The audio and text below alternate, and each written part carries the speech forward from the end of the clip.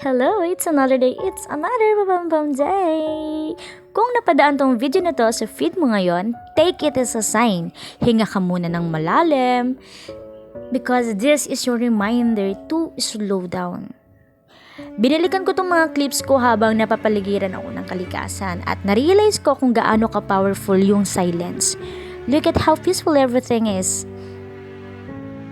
Hindi nagmamadali ang kalikasan. Pero lahat naman natatapos sa tamang oras, di ba? Sa totoo lang, ang hirap hindi ma-pressure sa buhay ngayon, no? Parang ang bilis ng takbo ng mundo. Parang kung hindi ka pagod, hindi ka productive. But you need to remind yourself, your growth is not a race. Minsan kasi masyado tayong nakafocus sa destination natin na nakakalimutan na natin ang i-enjoy yung mismong journey. Palagi nating tinatanong ang sarili natin, kailan ba ako magiging successful? Kailan ba darating yung turn ko? We look at other people's lives on social media and feel like we're falling behind. Pero tandaan mo, iba ang timeline mo sa timeline nila.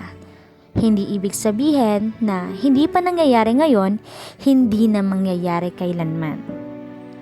Trust your own season. Kung nasan ka man ngayon, process yan para i-prepare kasi kung ano man ang para sa'yo.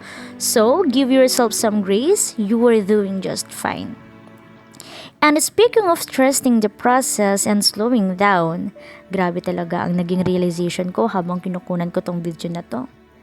Kasi kung napapansin niyo, mukha talaga ako malalim ang iniisip habang nakatingin sa malayo, diba? Akala mo may heavy life realization. Hindi po. Ang totoo niyan, kaya ako napatigil dyan kasi nakalimutan ko kung saan ko naiwan yung tsinelas ko. Char! Okay, ayan. Ang hirap kapag pinairal mo yung inner peace, naging mapayapa, pati memorya ko. Sabi ko, I will connect with the earth, kaya pala nakapaan ako habang naglalakad. Char! Kaya yung lesson ko na don't rush, true naman yon. Pero please, huwag nyo rin madaliin maglakad palayo nang hindi nyo chinecheck kung suot nyo pa yung sapatos nyo. But hey, nahanap naman sa huli. At least nakapag-reflect tayo habang naghahanap. Kayo ba, ano ang pinakamalalang bagay na nakalimutan nyo dahil sa pagiging lutang?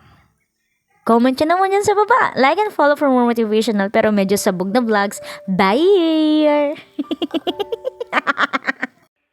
Akala nyo tapos na, no? For those overthinker na tao, ang hilig natin talaga naman mag-overthink, no? Gabi-gabi na lang. Tinatanong natin ang sarili natin kung tama ba yung mga desisyon natin. Kung sapat ba tayo o kung mararating ba tayo. We break our own hearts by creating scenarios in our heads na hindi naman totoong nangyayari. Pero kapag nakatayo ka sa gitna ng kalikasan, may isip mo na lang kung gaano kaliit ang mga problema natin kumpara sa ganda ng mundo. Nature doesn't overthink. The sun just rises and the rain just falls. Sobrang simple lang dapat. Sana matutunan din nating patawarin ang mga sarili natin sa mga araw na wala tayong ibang nagawa kundi ang bumangon at huminga.